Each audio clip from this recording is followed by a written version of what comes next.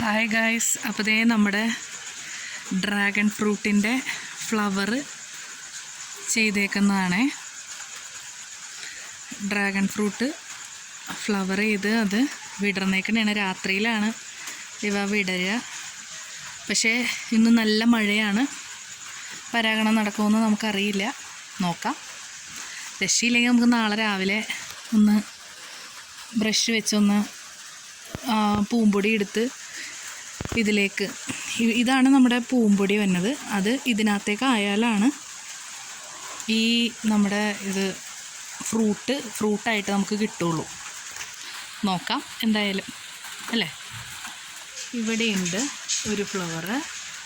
പിന്നെ ഇവിടെ ഒരാൾ, അയ്യടാ, അപ്പോൾ അവൻ ഇന്നലെ വിരിഞ്ഞു എന്ന് തോന്നുന്നു കേട്ടോ. ഞാൻ കണ്ടില്ലായിരുന്നേ. ഇതാ ഇന്ന് 3 ഫ്ലവർ വിരിഞ്ഞിട്ടുണ്ട് കേട്ടോ. നമ്മുടെ ഒരു ചെറിയ തൈയാണ് ഡ്രാഗൺ ഫ്രൂട്ടിൻ്റെ, വലിയ തൈയൊന്നുമല്ല. ഞാൻ ഫുള്ള് പ്രൂൺ ചെയ്ത് കഴിഞ്ഞിട്ട് രണ്ടാമതായി വരുന്നേ ഉള്ളൂ. ഒറ്റ ഡ്രമ്മിൽ നിൽക്കുന്ന തൈയാണ്. പക്ഷേ അവൻ അടിപൊളിയായിട്ടുണ്ട്, നന്നായിട്ട് കായ പിടിച്ചു കിട്ടുമോയെന്ന് അറിയില്ല. നമുക്ക് കഴിഞ്ഞ പ്രാവശ്യം കിട്ടിയായിരുന്നു കേട്ടോ. 2 കായ നമുക്ക് ആയി കിട്ടി. ഇനി ഇപ്രാവശ്യം എങ്ങനെയാണെന്ന് അറിയില്ല, നോക്കാം.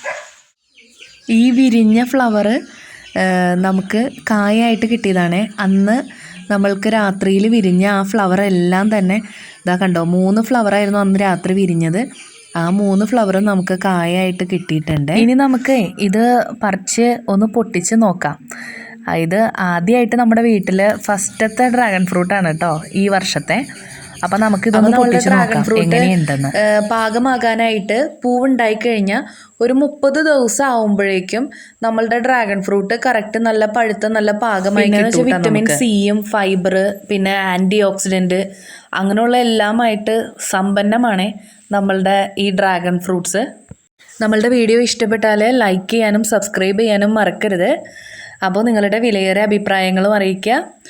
അപ്പം നമുക്കിനി അടുത്ത വീഡിയോയിൽ കാണാം. ടാറ്റാ, ബൈ.